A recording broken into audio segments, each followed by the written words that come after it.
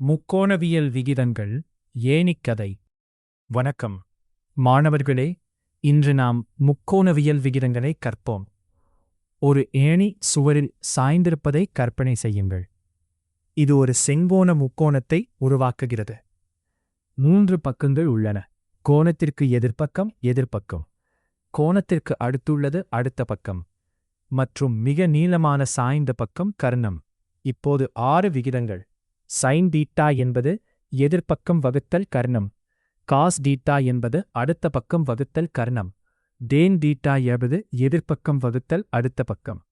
இந்த மூன்றின் தலைக்கீழாக கோசெக், செக் மற்றும் காட் கிடைக்கும்.